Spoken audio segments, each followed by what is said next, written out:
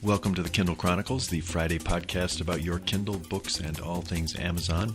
I'm Len Edgerly. Today is January 18th, 2019.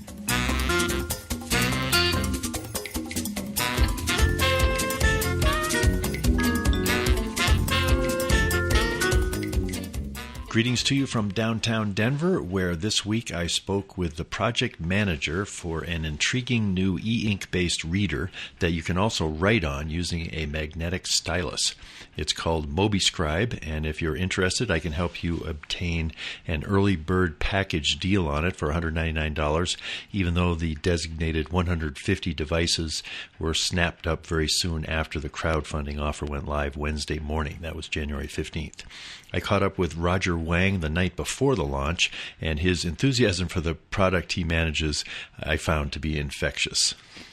Oh, yeah, that's actually one of my favorite things about the MobiScribe is that there's actually an included backlight. So even if you wanted to take notes in a dark meeting room, you could just, write on it in the dark, yeah. I'm going to switch the order of things this week in order to catch up with a backlog of interesting comments that I've received from you going back to before Christmas. After that, I'll see how much time I have for tech tips, some news, and some content. But I do want to dig in pretty deeply to the comments. And what happens is whatever I do first, I do pretty thoroughly, and then toward the end of the show, since I'm always trying to hit that mark of 44 minutes and 58 seconds, I squeeze things in toward the end, and it's sometimes I say, well, these are comments that'll keep till next week, and that's how I end up with comments that are over a month old. Not this time. We're going straight for the comments. Here goes. We'll go through the comments topically, and we'll start with A for Alexa. That continues to be of interest to Mark Roberts, also from Dan.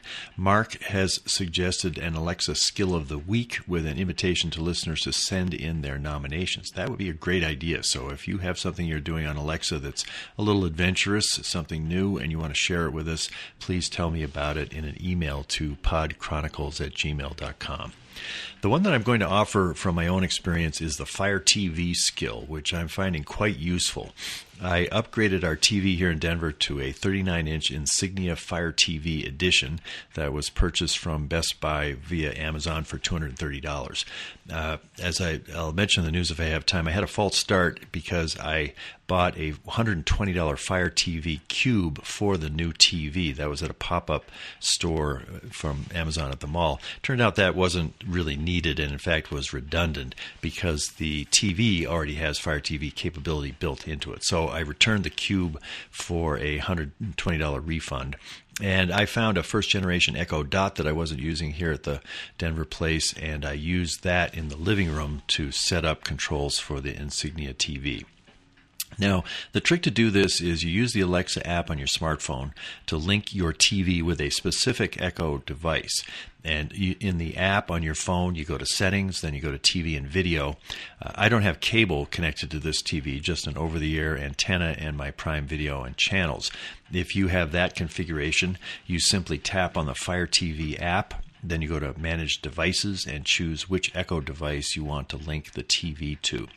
I'm making this sound easy, but I did have to call Amazon's Alexa team, so don't be afraid to call them. It's easy to do it right from the app if you tap on Help and Feedback from the main menu, and someone will call you back in just a minute or so and walk you through it.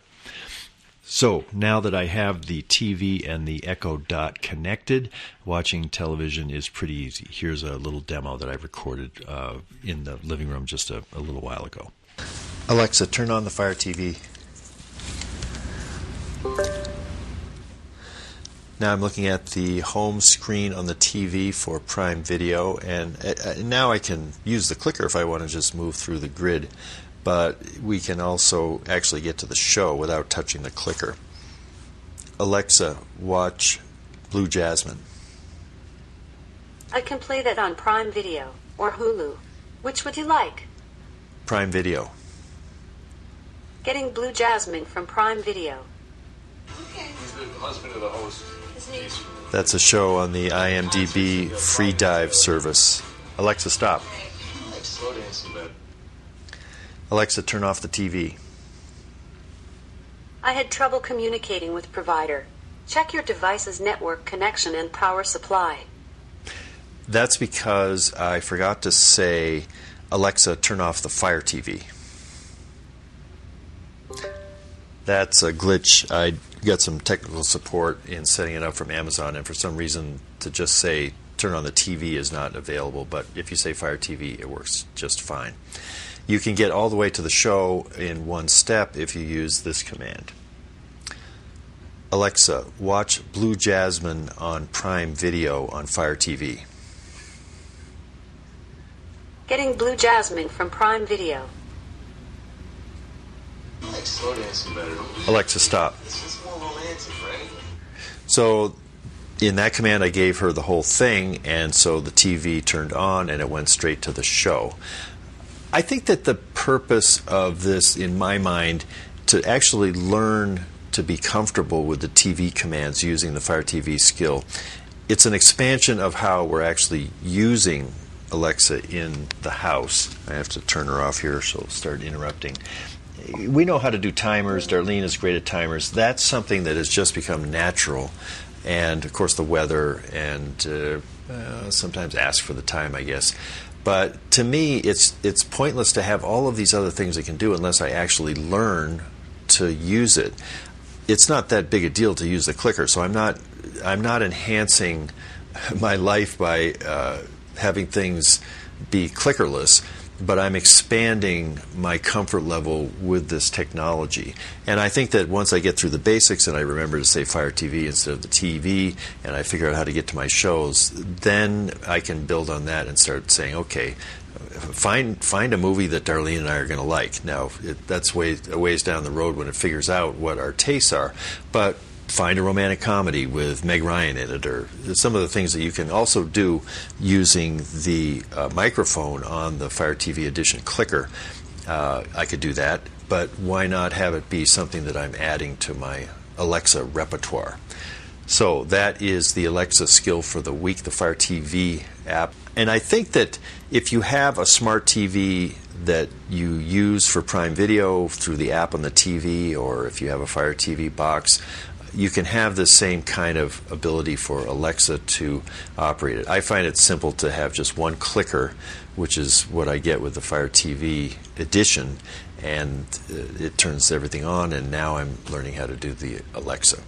TVs are complicated, and I've got lots to learn here. If you're doing things that are pleasing to you and making your life more interesting, more entertaining, using Alexa commands with the TV, please send me an email at podchronicles@gmail.com. I ran into a hilarious TV-related incident here in our building. We have about 240 units, 300 people live here, and there is a shared TV up in the lounge at the top of the building. And it's always been there, but that was from the days that, TV was pretty simple. You just watch the channels, and now they have this great big huge TV up there, and people are trying to sneak up there and stick their Apple TV device into it, or a Chrome stick, or who knows. And if you can imagine a single family trying to agree on the ways to control their television, now imagine 200 people sharing this. Not all of us use it. I would never use that TV just for this reason, but I sat in on a board meeting where they were pulling their hair out trying to figure out how they were going to police the TV. I had a feeling, I think, if you're running a building like this in this age of televisions, it's over for having a shared TV in a room like this, because you're going to spend all of your time trying to solve problems and make it work. So I tried not to laugh as the board was in the midst of this, because I was on the board once, and I know that when you're sitting on those hot seats dealing with an issue like that, it's not so much funny as really frustrating. Not everyone I heard from in comments is using Alexa. Tom Semple emailed, "We've been an Alexa-free home since getting an Apple HomePod. All we ever did with Echo was music, weather, and setting timers. And while there are better-sounding Echo devices now than our first generation, they won't sound as good as HomePod. Speaking of which, B&H Video is selling them for $249. And having great sound out of such a relatively small device is of more value to me than 50,000 Alexa skills."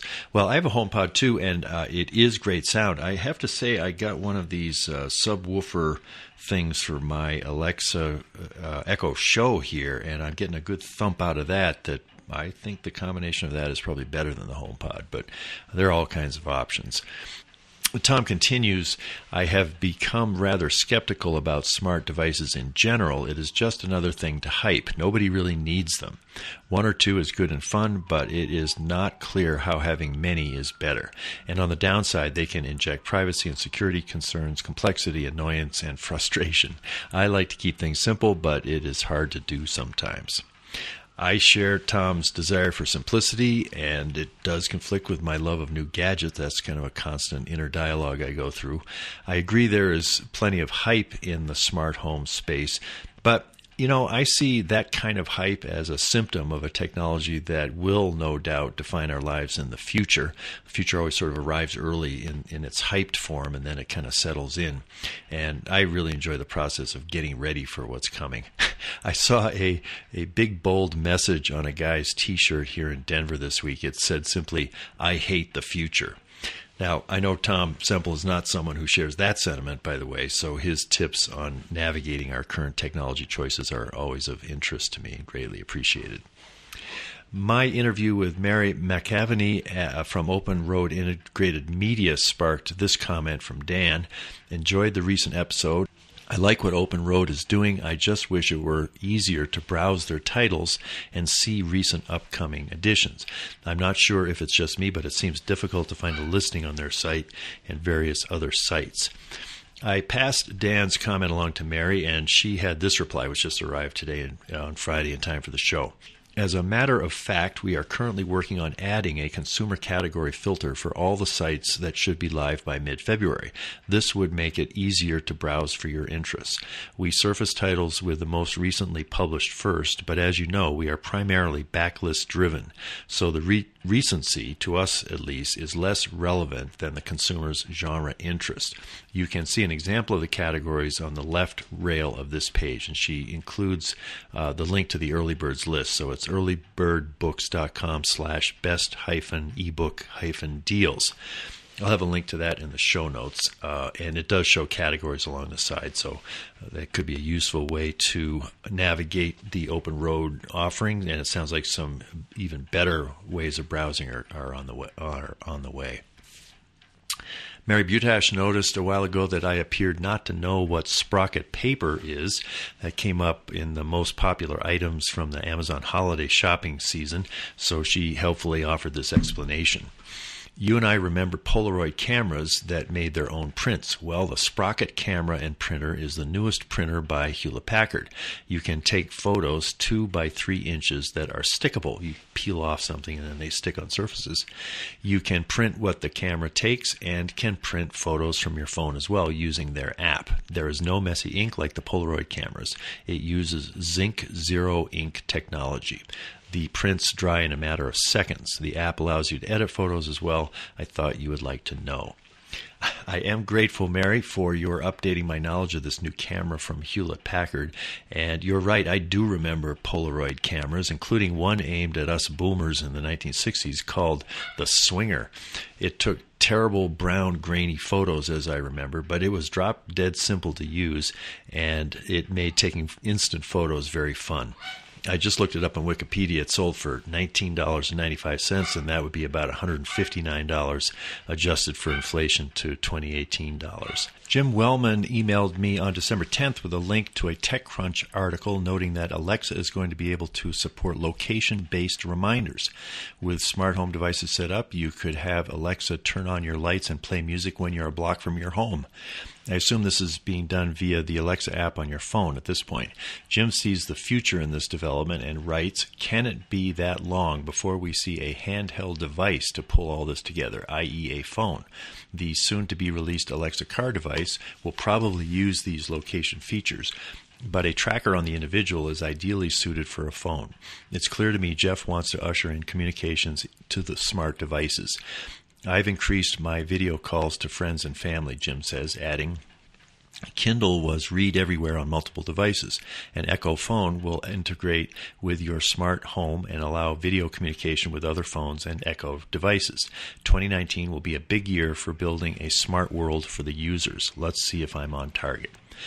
I'm not sure Jim is predicting the reprise of Amazon's ill-fated introduction of the Fire Phone in 2014, but I can imagine an increasing role for location awareness in how we interact with Alexa, and maybe some sort of device that we carry with us. Maybe it's like a fob or something that does link everything together using location. Interesting idea. Stay tuned, as Amazon executives like to say. Audible was the topic of another message from Tom Semple. He said, I don't know how new this is, but the Audible app now lists real chapter names for some titles. Before, they were always generic chapter 1, chapter 2, etc., and that didn't necessarily line up with the narration of the story. Many books don't have descriptive chapter titles, but it is at least nice to have things like preface labeled preface instead of chapter 1 as they were before. And a final topic of recent comments has been my parents' transition from their home of 40 years plus to an independent living community west of Boston.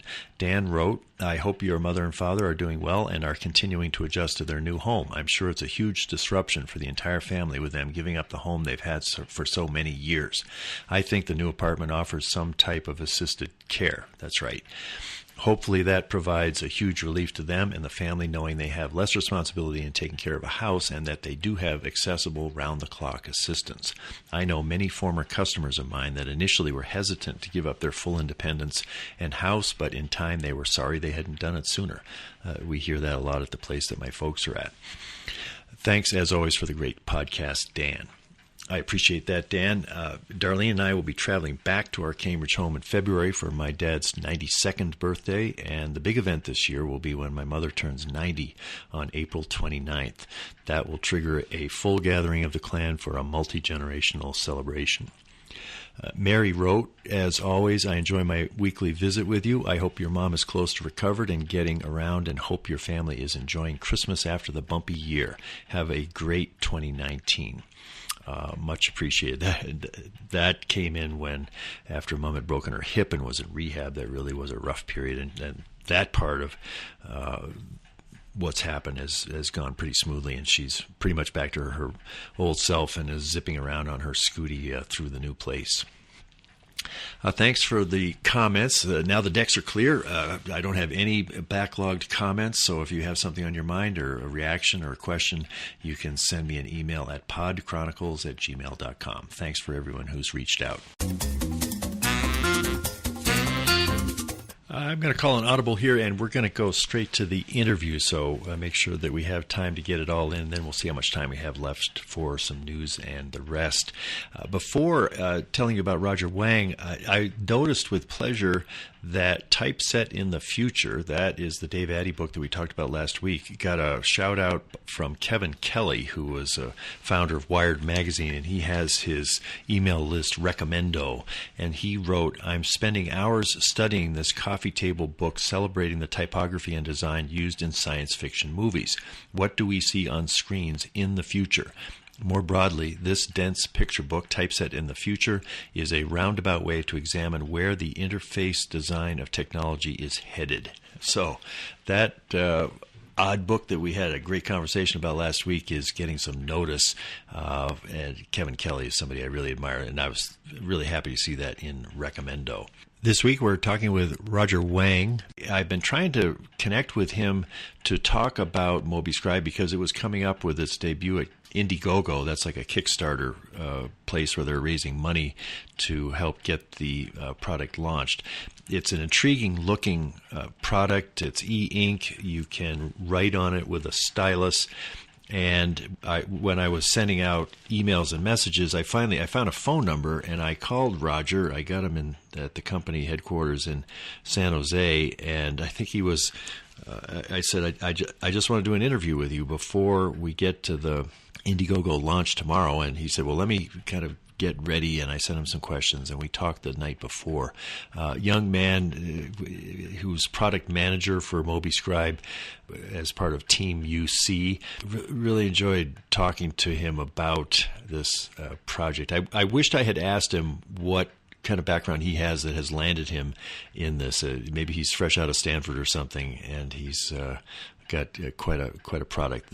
Checking now, I see that there are still some of those 150 left. They've sold 123 out of 150 for that $199 early bird package of a case, an extra stylus, and the reader. And they have passed their goal of raising $30,000. They've raised $58,251, and they have 58 days left. So this has generated quite a bit of interest. You'll hear Roger a couple of times suggest that if you want the early bird price after the 150 do sell, to send him an email. And if you want information about how to get the Kindle app onto this reader, what I would suggest is send me an email and say that you'd like the things that he's offering to take care of, and I will forward it to him. I wanted to do that instead of putting his email out publicly, but I'm sure he'll be able to help you out if you want to follow up on those offers that he makes in the interview. When I connected with Roger on Wednesday night, I began by asking what exactly MobiScribe will be able to do. It's basically going to be like a Kindle that you can write on. Like if you've ever had your Kindle, perhaps you've had your work documents on the Kindle, it must be frustrating because you feel like you can't write on your work documents even though you have it in a meeting. So now we have like PDF annotation integrated into the device, as well as a separate note-taking software in the device. So you can take your notes or draw graphs or all sorts of things based on our template. We have like background templates for the MobiScribe, and so you can basically use it as a multifunctional notebook, and hopefully people won't ever need to kill a bunch of trees to take their notes anymore. Well, let's talk about the pen. In the sort of prototype video that I watched, you can vary the width of the pen, but it doesn't take a battery. What can you tell me about the technology that enables you to take notes with this pen? Basically, you just pick a width setting out of the ones provided. I believe at the time of that video there were 3 width settings. There might be more now. Mm-hmm. And then, that is your default setting, and you use that to write. It's basically like as if you're like picking pens out of like a pencil bag or something. Right. On the side. There is no battery. There is no battery on the stylus. It's which is nice because you wouldn't want to like change that all the time. And in order to erase, you just simply flip it over, and I believe there's like a magnet or some sort of interaction that allows it to detect where you're erasing, and it's very intuitive. It's like using a pencil. And then you can also, you think though in the final version there'll be some undo options along the top?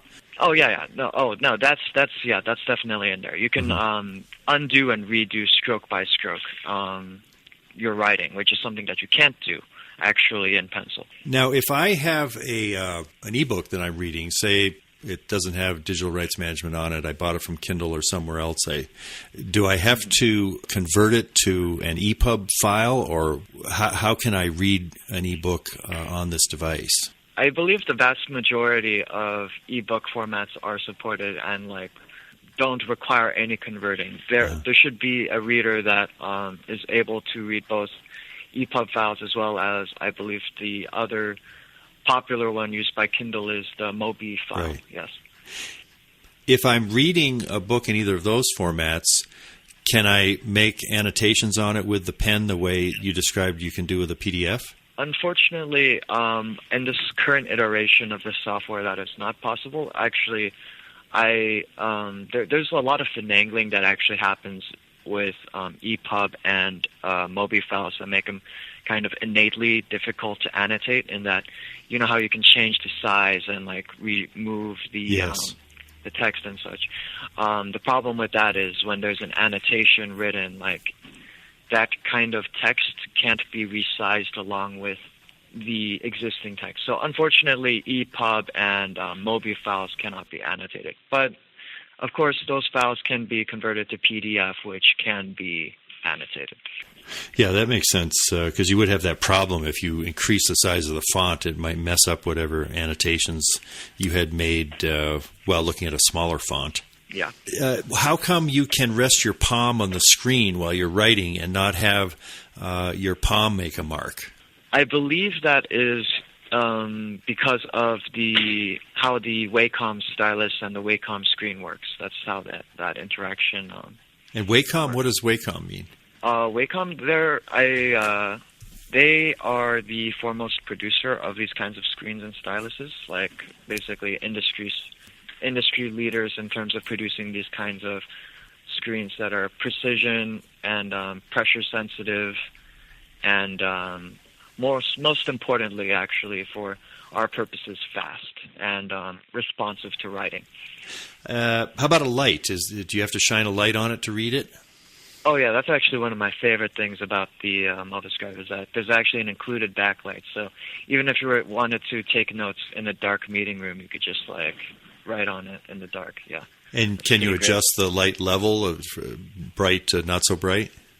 Yeah, you can adjust the level. You can also adjust the brightness, and you can also adjust the color. It can be like a warm glow, like kind of orangey.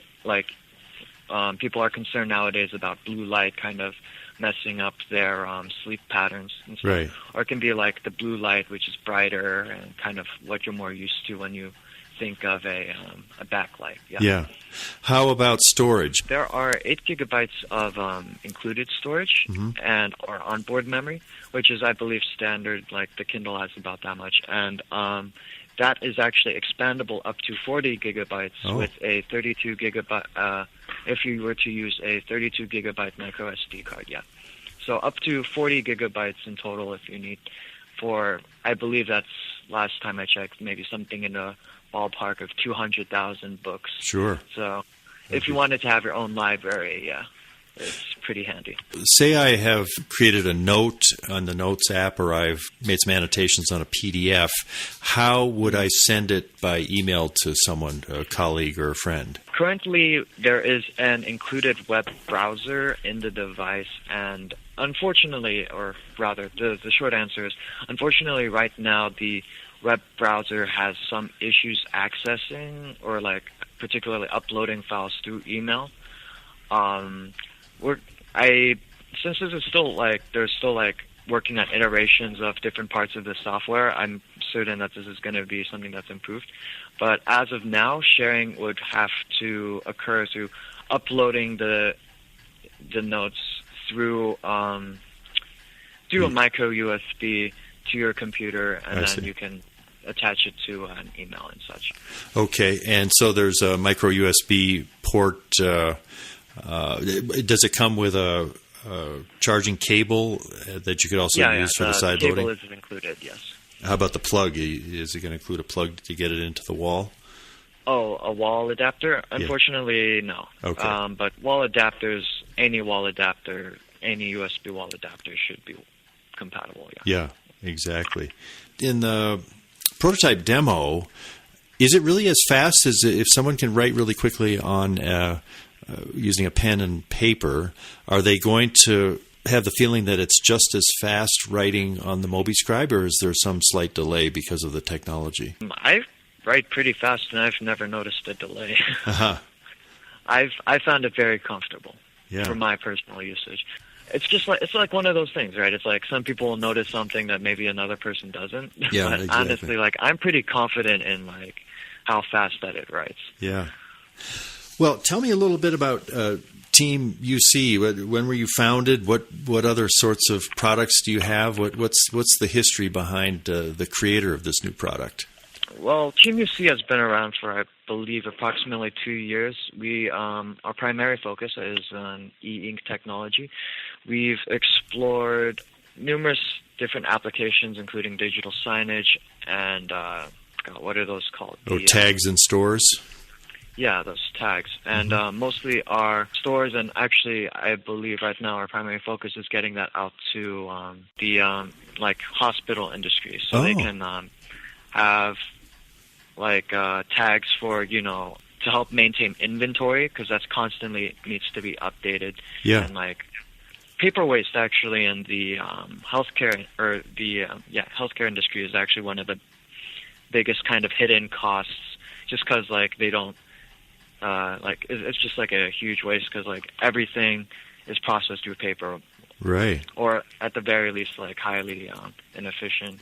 Well, one thing I've seen tags that look like probably the ones you do at the Amazon 4-star store here in Denver, and each item for sale has an e-ink tag, which is current in real time. In other words, when I checked the price on one of these tags on my iPhone, it had the same number of reviews, it had the same price, so there was some capability to update the information on that tag in real time. And I could imagine that would be very helpful in a hospital, too, if something changes about some medical thing that they're tracking. Do they just get connected to the internet somehow, and it's possible to change what's on those tags very easily? Yes. Just like they'll have numbers, and like just from a computer you can just type in the changes and they'll update almost instantaneously, probably depending on your Wi-Fi connection. Yeah, that's fantastic. That'll have a huge impact on retail stores, I would think. In addition to, it's kind of a wonder why most places don't already use it. Yeah. As we're talking, we're the night before your launch, and that's going to be at that'll be Wednesday, January 16th. That is tomorrow. Yeah. And that's going to be 10 a.m. Pacific time? 10 a.m. Eastern Standard Time, so 7 a.m. Pacific time. Correct. That's when we'll kind of first launch the page and direct our Facebook following, our group first, because they're kind of the more interested people. And then throughout the day, we'll slowly drip through like the email list. Yeah. So as to kind of control traffic. Tell me about the early bird deal that people will be able to take advantage of. Hopefully, if they get there soon enough after the opening. Oh, there's no reason to panic regarding the early bird deal because although like right now we have like 150 packages, that's like the limit we chose, arbitrary limit. That's just so that we can kind of control the processing, like particularly day one or as like in the first week, just because we don't want to be overwhelmed. But if there will be like other interested parties who want the early bird deal, they simply have to contact me directly via email or like Facebook, and I'll send them like a direct link that will still have the same deal. So there's no rush about the early bird deal. The early bird deal, however, is pretty nice. It is $199 for the device, an extra stylus, the cover is included, and also free shipping. Free worldwide shipping, because we actually have a lot of people who are interested in foreign countries. Yeah, so that's the early bird deal. That's quite nice. How much advance interest have you seen in Facebook and other ways? Are you expecting thousands of people to come your way tomorrow, or what's the scale of the demand, if you had to guess? Our Facebook group has actually just hit. I'm kind of shocked to say like 1,000 people, and these are like the most interested of the people. Our email list is almost like several thousand. So it's I wish I could tell you how many people we'll be getting, but I'm pretty sure that we should have enough to meet demand. And we also have direct ties, of course, to our manufacturer, and like if you have to order more, you're set up to increase the supply if the demand surprises you. Yeah. How do you think people will find books to read for your device? I mean, with a Kindle, it's so easy. You just go up to Amazon and it wirelessly shows up on your device. It's going to be a little more work to get a book onto the MobiScribe, but do you think it'll be manageable and people will actually be reading books on it?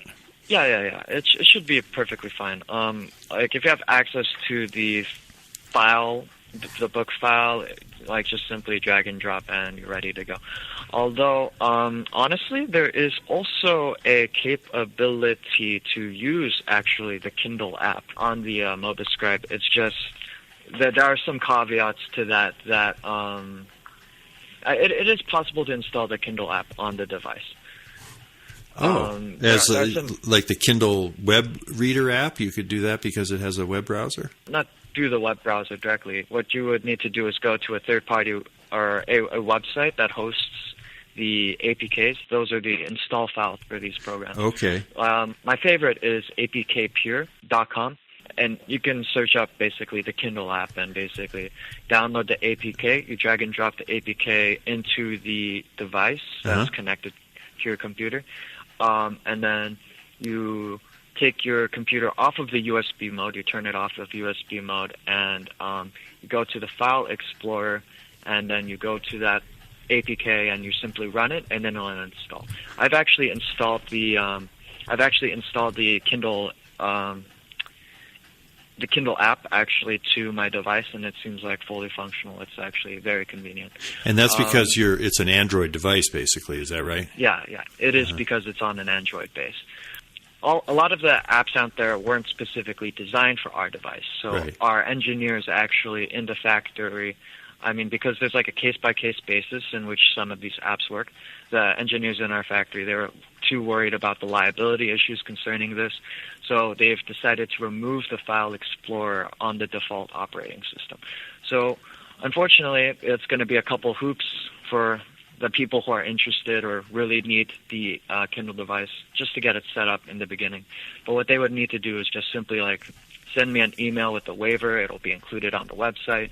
Type out their name at the bottom, and then I'll send them an update that they can install. And they should have access to the File Explorer, and they should be able to download and use the Kindle app and stuff.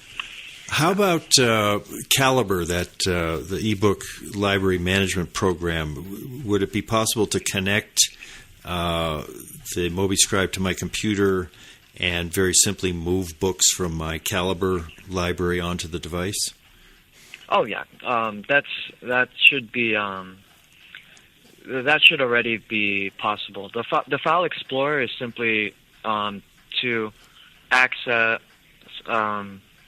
It's only really needed for installation of files. I see. But for moving book files, that's simply just drag and drop. You put it in there, and it's accessible through the software. Oh, that's exciting. When did you start working on this? We've been at it not too long. I believe we've had the prototype since last August or July. Yeah.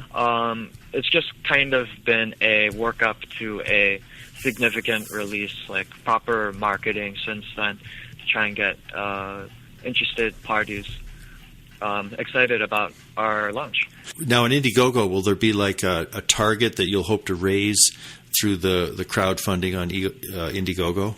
Oh, yeah. And you'll use that money just to help promote the device and get it going with the help of some crowdfunding. Yeah. Almost all the profits going into the device will be fed back into further promotion of the device. It's our goal to honestly have this device in the hands of ideally all productivity-focused individuals and where I personally can really see this device really making a difference is actually in schools or for college students, because having to lug around a bunch of textbooks is not that great, Yeah. And being able to make annotations on the go directly into your notes is a huge benefit without having to be distracted by videos and all the other problems that come with the super expensive notepads that are out there. Now, on the website, it shows a 6.8-inch e-reader and a 13.3. Is tomorrow's launch just of the 6.8 size? Yeah, that's correct. That's correct. The tomorrow's launch will only be for the notepad size version. The larger notepads, I believe actually we have a 10.3 and a 13.3 model lined up, but those I believe haven't hit mass production yet. Still in the prototype phase. Those will be coming out later this year.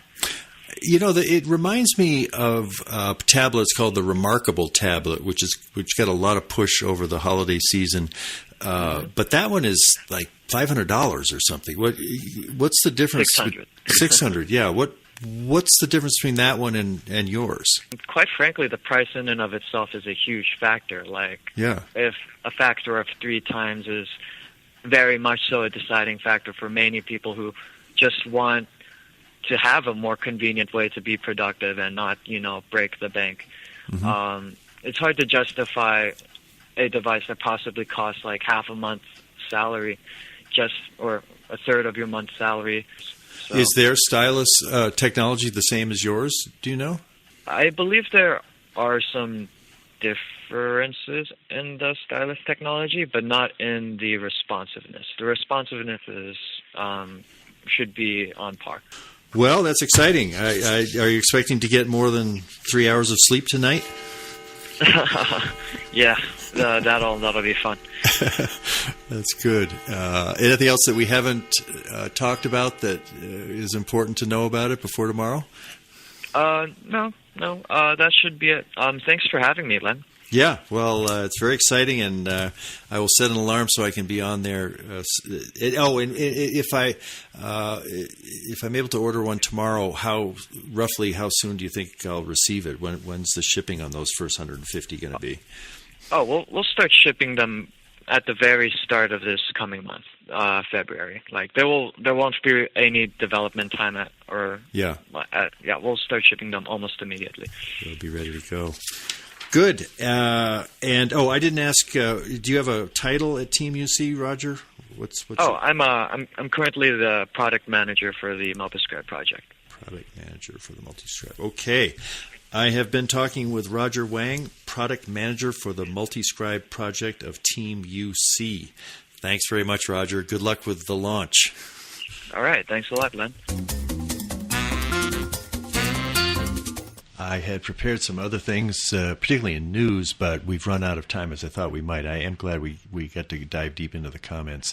News stories that you'll find in the show notes. There's one from Vanity Fair talking, I think they're quoting people from the Washington Post saying it's tough to figure out how to cover the Bezos divorce, and I'm sure that's the case. It's one thing to just be giving fair and objective coverage about Amazon in the paper that's owned by Amazon's CEO, but when it gets into personal news of this nature, that must be even tougher.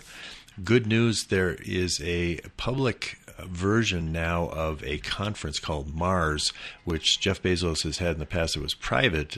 This talks to do with robotics and other things about the future, and I'm hoping I might get to cover that, get press credentials for it. It's going to be in early June in Las Vegas, and that would be fantastic. There is a report that Whole Foods might be eyeing the Sears locations, but I think Sears is not going to be dismantled, but I'm sure that some of those locations will be in play just because they're in Chapter 11.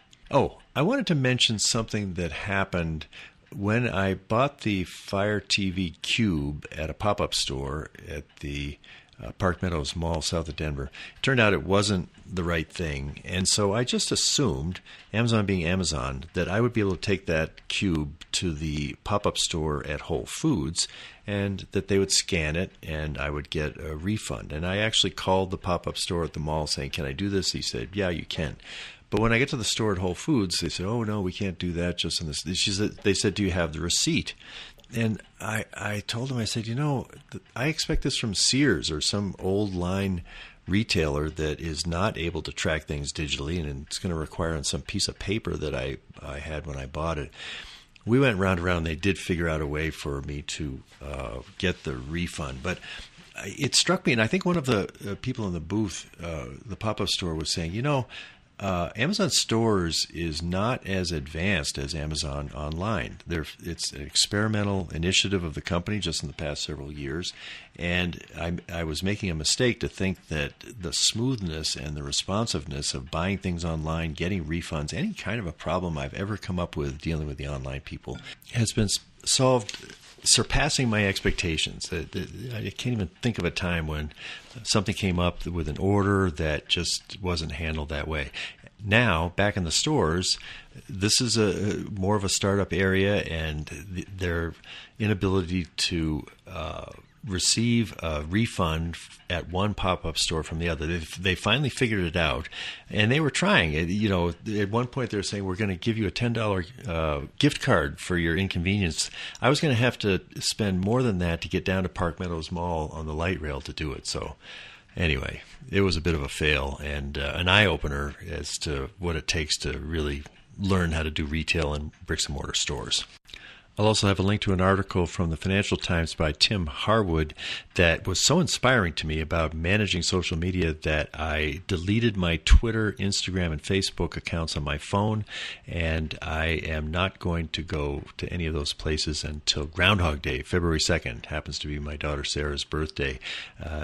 The idea was the only way to really modify or manage the time you spend in these places is to go to zero and then come back and see what makes sense.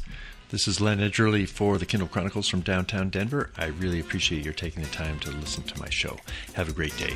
Bye.